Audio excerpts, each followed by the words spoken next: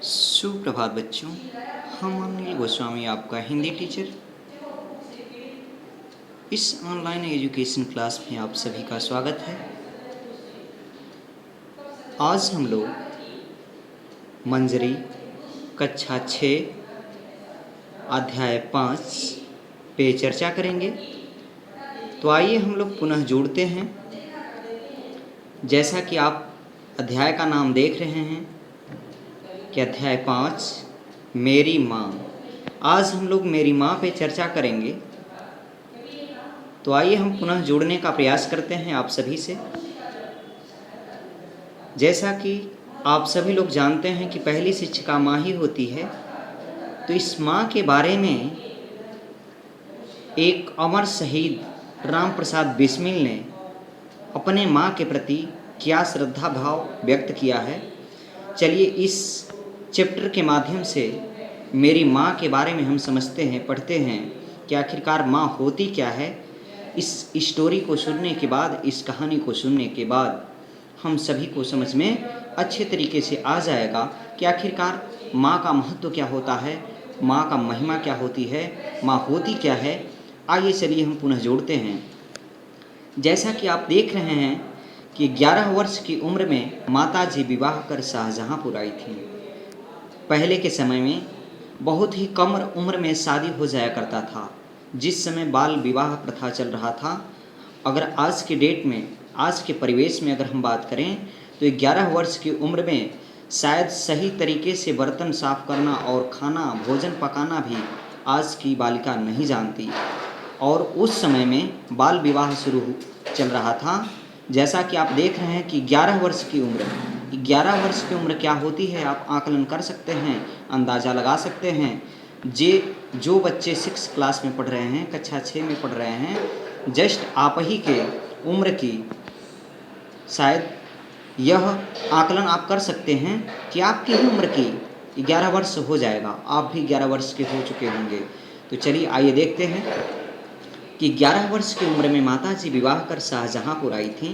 शाहजहाँपुर आने के थोड़े ही दिनों बाद ही दादी जी ने अपनी छोटी बहन को बुला लिया।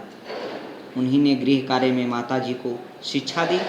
थोड़े ही दिनों में माताजी ने सब गृह कार्य को समझ लिया और भोजन आदि का ठीक ठीक प्रबंध करने लगी, यानी व्यवस्था बनाने लगी। भोजन अच्छे तरीके से बनाने लगी, क्योंकि जब कोई बालिका, जब कोई लड़की अगर दूसरे के घर पे जाती है तो उससे वहाँ का अच्छे तरीके से परिवेश को समझने में थोड़ा सा टाइम लगता है, समय लगता है। तो वही चीज़ ये बता रहे हैं कि थोड़े ही दिनों बाद में माताजी ने सब गृह कार्य को अच्छे तरीके से समझ लिया और सही तरीके से भोजन आदि का व्यवस्था करने लगी। मेरे जन्म के 5 या 7 वर्ष बाद आपने हिंदी पढ़ना आरंभ किया।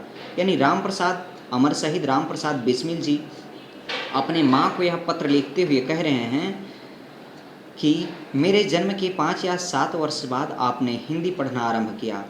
पढ़ने का शौक़ आपको खुद ही पैदा हुआ था। ध्यान से समझिएगा, मोहल्ले की संग सहेली जो घर पर आ जाती थी, उन्हीं में जो कोई शिक्षित थी, माताजी उनसे अक्षर बोध करती। इसी प्रकार घर का सब काम कर चुकने के बाद जो कुछ समय मिल जाता उसमें पढ़ना लिखना करते हैं। यानी कितनी इनकी कठिन तप था और साथ ही साथ इनकी उस समय की जो परीक्षाएं थी, इनका जो पढ़ने का ललक था वो खुद से आया था, यह किसी के माध्यम से नहीं आया। वह खुद के अंदर से कल्पित हुआ और इन्होंने अपना ज्ञान प्राप्त किया। इसी प्रकार घर का सब काम कर चुकने के बाद जो कुछ समय मिल जाता उसमें पढ़ना लिखना करती हैं।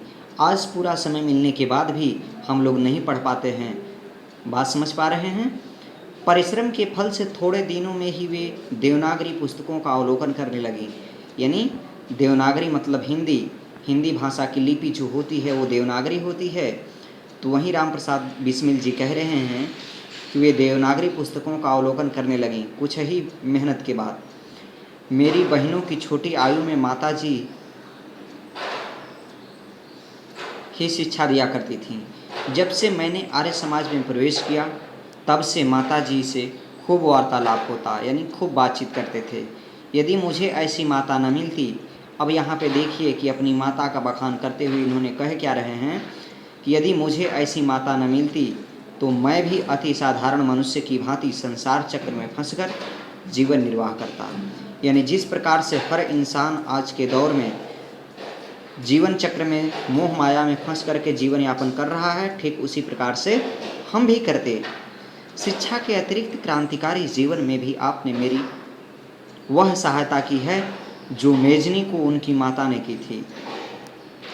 यहाँ पे आप समझ पा रहे हैं कि शिक्षा के अतिरिक्त क्रांतिकारी जीवन में भी आपने मेरी सहायता की कि जो मेजनी को उनकी माता ने की थी। यानी मेजनी का यहाँ पे नाम कह रहे हैं कि आखिरकार आप हर माँ अपने बच्चे को एक चाहती है कि मेरा बच्चा एक अच्छा डॉक्टर बने, एक अच्छा इंजीनियर बने, पैसे वाला बने। लेकिन यह माताजी ने शिक्षा दे करके इस भारत भूमि को आज़ाद कराने के प्रति हर्षोल्लास व्यक्त किया है इन्होंने, और अपने पुत्र को उसके प्रति श्रद्धा भाव रखने की आज्ञा दी है। उनका कहना था कि अपने शत्रु को भी माताजी का सबसे बड़ा आदेश मेरे लिए यही था कि किसी भी प्राण हानि न हो। उनका कहना था कि अपने शत्रु को भी कभी प्राण दंड न देना। यानी प्राण दंड इसका मतलब है कि जन्म जी से एकदम बिल्कुल न मार देना प्राण दंड है।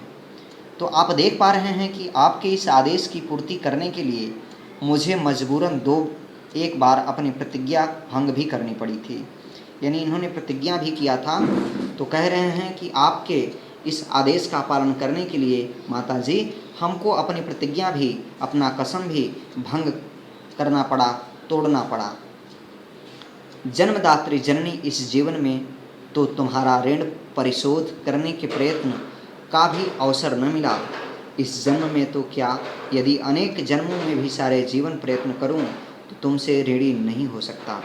यानी राम प्रसाद बिस्मिल जी यह हम सभी को शिक्षा दे रहे हैं कि जन्मदात्री जो जननी होती है, जो जन्म देने वाली जो माँ होती है, इस जीवन में तो तुम्हारा ऋणी परिशोध करने के प्रयत्न का अवसर कभी नहीं मिल पाएगा। इस जन्म में तो क्या, यदि अनेक जन्मों में भी सारे जीवन प्रयत्न करूं तो तुमसे ऋणी नहीं हो सकता। यानी तुम्हारा जो कर्ज है, तुम्हारा जो ऋण है, उस ऋण को मैं कभी नहीं चुकता कर सकता। तो हे माँ जन्म देने वाली, जिस प्रेम तथा दृढ़ता के साथ तुमने इस तुच्छ जीवन का सुधार किया है वह अवर्णनीय है। यानी उसका वर्णन, उसका बखान हम नहीं कर सकते। जिस प्रेम तथा दृढ़ता के साथ तुम इस छोटे जीवन का, तुच्छ जीवन का सुधार किया है, यानी हमारे जीवन में जो माता परिवर्तन लाई हो, उसका हम बहुत ही ऋणी हैं। उसका चुकता मैं कभी भी इस जीवन में तो क्या, मैं किसी भी जन्म में चुकता नहीं कर सकता। तो हे माँ जन्म देने वाली, आप मुझे ऐसा वर दो कि हम इस जीवन में अपने जीवन को धन्य कर सकें। मुझे जीवन की प्रत्येक घटना का स्मरण है कि तुमने किस प्रकार अपनी दैवी वाणी का उपदेश करके मेरा सुधार किया है। यानी मारती भी है, दुलारती है, प्रेम भी करती है माँ, और पिटाई भी करती है माँ, मारती भी है माँ, सही रास्ते पर लाती भी है माँ। ठीक उसी प्रकार से आप को सुधारने के लिए उस माँ को चाहे जो भी नियम अपनाना पड़ जाए, उस माँ करती है। तो ऐसे माँ का वर्णन करना, ऐसे माँ का हर्षोल्लास व्यक्त करना, मैं जितना ही तारीफ करूँ उस माँ की उतना ही कम है।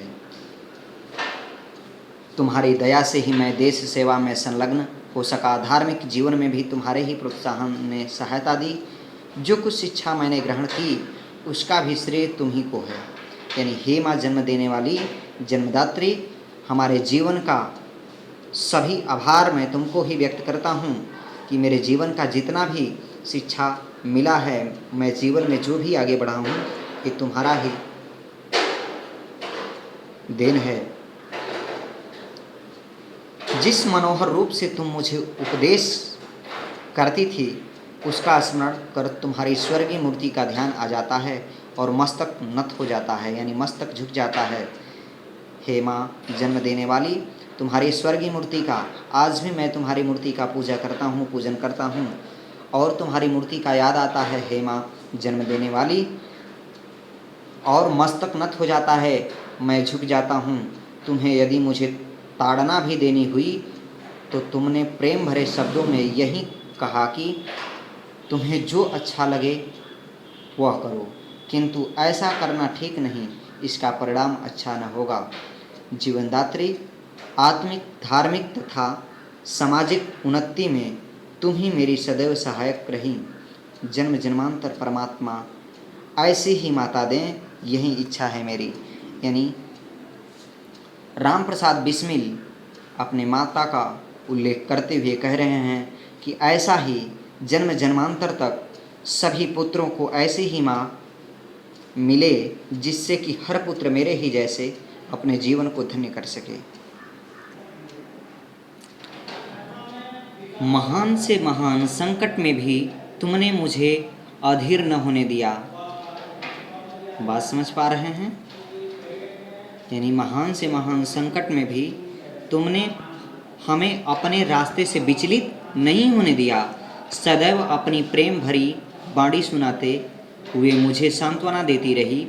तुम्हारी दया की छाया में मैंने अपने जीवन भर में कोई कष्ट न अनुभव किया। यानी हे माँ जन्म देने वाली माँ, जब तक तुम्हारा हाथ मेरे सिर पर था तब तक हमें कोई कष्ट तुमने नहीं होने दिया। तुम्हारी छाया से ही हमारे सभी कष्ट हट जाते थे, दूर हो जाते थे। इस संसार में मेरी किसी भी भोग विलास तथा ऐश्वर्य की इच्छा नहीं है। केवल एक ही तृष्णा है, केवल एक ही इच्छा है, केवल एक ही विचार वह मन में आता है कि वह यह है कि एक बार श्रद्धापूर्वक तुम्हारे चरणों की सेवा करके अपने जीवन को सफल बना लेता। हे माँ, तुम मुझे एक ऐसा अवसर प्रदान करो कि मैं एक बार श्रद्धापूर्वक तुम्हारे चरणों की सेवा करके अपने जीवन को सफल बना लेता। क्योंकि माता पिता का सेवा सबसे बड़ा परम कर्तव्य मेरा है। हमें सबसे पहले अपने माता पिता को खुश ही रखना चाहिए। यह शिक्षा राम प्रसाद बिस्मिल जी के माध्यम से दिया जा रहा है कि हम सभी को अपने माता पिता को सही तरीके से देख रेख करें और उनकी आज्ञाओं का पालन करें, किंतु यह इच्छा पूर्ण होती नहीं दिखाई देती। तुम्हें मेरी मृत्यु का दुखद संवाद सुनाया जाएगा। अब यहाँ पे थोड़ा सा आपका रास्ता चेंज हो रहा है। यह राम प्रसाद बिस्मिल जी कह रहे हैं कि हे माँ, तुम्हें मेरी मृत्यु का दुखद संवाद सुनाया जाएगा। माँ, मुझे विश्वास है। पत्र लिखते हुए इन्होंने अपने माँ से कह रहे हैं कि हे माँ, मुझे विश्वास है तुम यह समझकर धैर्य धारण करोगी कि तुम्हारा पुत्र माताओं की माता, भारत माता की सेवा में अपने जीवन को बलिवेदी की भेंट कर गया। हे माँ, आज के समय में कोई भी माँ ऐसा नहीं चाहेगी कि मेरे ही सामने मेरे पुत्र का बलि चढ़े, ऐसा कदापि नहीं होने देगी। लेकिन राम प्रसाद बिस्मिल जी कह रहे हैं कि हे माँ, मुझे विश्वास है कि तुम्हें मेरे मृत्यु का दुखद संवाद सुनाया जाएगा, लेकिन तुम यह समझकर धैर्य धारण करोगी। हे माँ, तुम अपने कलेजे पर पत्थर रखोगी कि तुम्हारा पुत्र, तुम्हें गर्व होगा कि तुम्हारा पुत्र माताओं की माता, भारत माता की सेवा में अपने जीवन को बलिवेदी की भेंट कर गया और उसने तुम्हारे कुल को कलंकित नहीं किया। यानी तुम्हारे कुल को कलंकित नहीं किया, बल्कि तुम्हारे कुल को गरिमामयी बनाया है। अपनी प्रतिज्ञा में दृढ़ रहा। तुम्हें गर्व है कि हे माँ, तुम्हारे सभी आज्ञाओं का पालन मैंने किया। जब स्वाधीन भारत का इतिहास लिखा जाएगा तो उसके किसी पृष्ठ पर उज्जवल अक्षरों में तुम्हारा भी नाम लिखा जाएगा। यानी अमर शहीद राम प्रसाद बिस्मिल जी के स्वर्ण अक्षरों में यह कहा जा रहा है कि उज्जवल किसी पृष्ठ पर उज्जवल अक्षरों में तुम्हारा भी नाम लिखा जाएगा। गुरु गोविंद सिंह जी की धर्मपत्नी ने जब अपने पुत्रों की मृत्यु का संवाद सुना था तो बहुत हर्षित हुई, यानी उनके मन में बहुत हर्षोल्लास, बहुत खुशी हुई और गुरु के नाम पर धर्म रक्षार्थ अपने पुत्रों के बलिदान पर मिठाई बांटी थी। आप समझ लीजिए कि ऐसी माँ बहुत कम ही मिलेंगी कि यहाँ पे एक तरफ पुत्रों का बलिदान हो रहा है लेकिन मिठाई बांटी जा रही है। ऐसा हर्षोल्लास क्यों हो रहा है? यह बलिदान कलंकित का नहीं है, बल्कि स्वर्ण अक्षरों में, सुंदर अक्षरों में, इतिहास के पन्नों में नाम छपने वाला, उस कुल को गरिमामयी बनाने वाले। यहाँ पे इन्होंने कह रहे हैं कि गुरु गोविंद सिंह जी की पत्नी, धर्मपत्नी ने जब अपने पुत्रों की मृत्यु का संवाद सुना था तो बहुत हर्षित हुई थी, बहुत खुशी हुई थी उनके अंदर कि गुरु के नाम पर धर्म रक्षार्थ, यानी गुरु के नाम पर धर्म रक्षा करने वाले अपने पुत्रों को बलिदान कर दिया है। और इस खुशी में उन्होंने मिठाई भी वितरित किया था। तो माँ, मुझे तुम्हें भी गर्व होना चाहिए, तुम्हें भी अपने आप पे खुशी होनी चाहिए कि यह तुम्हारा जो पुत्र है, माताओं की माता, भारत माता की सेवा में अपने प्राणों की आहुति दे दिया है। जन्मदात्री वरदो कि अंतिम समय भी मेरा हृदय किसी प्रकार विचलित न हो और तुम्हारे चरण कमलों को प्रणाम कर मैं परमात्मा का स्मरण करता हुआ शरीर त्याग करूं। कि हे माँ, अभी आज भी तुम मेरे साथ हो, तुम्हारा हर कर्तव्यों का निर्वहन मैंने अच्छे से किया है। हे माँ, जन्म देने वाली माँ, तुम मुझे वर दो, अंतिम समय में भी मेरा हृदय किसी प्रकार से विचलित न हो पाए और तुम्हारे चरण कमलों को प्रणाम कर मैं परमात्मा के स्मरण करता हुआ शरीर को त्याग कर दूं। राम प्रसाद बिस्मिल जी ऐसा शिक्षा दिया है। तो इस स्टोरी के माध्यम से, इस कहानी के माध्यम से हम आशा करते हैं कि आप सभी स्टूडेंट्स इस कहानी को, अगर एक टुकड़ा भी, इस कहानी का एक टुकड़ा भी आपने अपने जीवन में अपना लिया तो आपका जीवन धन्य हो जाएगा। इसी के साथ आप देख रहे हैं कि राम प्रसाद बिस्मिल, भारत के अमर क्रांतिकारियों में श्री राम प्रसाद बिस्मिल का नाम विशेष रूप से उल्लेखनीय है। इनका जन्म 11 जून 1897 ईस्वी को शाहजहांपुर जिले के खिरनी बाग मोहल्ले में हुआ था। ब्रिटिश सरकार का विरोध करने पर 19 दिसंबर सन 1927 ईस्वी को इन्हें गोरखपुर जिला जेल में फांसी दी गई। क्रांतिकारी होने के साथ वे साहित्यिक कवि, साहित्यिक रुचि के धनी सफल रचनाकार थे। इन्होंने आत्मकथा, जीवनी, उपन्यास, समीक्षा, लेख, अनुवाद, कविता आदि अनेक विधाओं में अपनी लेखनी चलाई। इनकी प्रमुख रचनाएं निज जीवन की छटा, मन की लहर, बोल्शेविकों की करतूत, कैथोराइन आदि हैं। तो आप बात समझ पा रहे हैं कि इस स्टोरी के माध्यम से, इस कहानी के माध्यम से आप अपने जीवन को भी धन्य कीजिए और इसके साथ ही साथ आप शब्दार्थ को भी अपने नोटबुक में लिख लेंगे, राइट कर लेंगे और इस स्टोरी को आप कई बार रिपीट करेंगे। इस वीडियो को देखने के लिए आप सभी को दिल से आभार, धन्यवाद।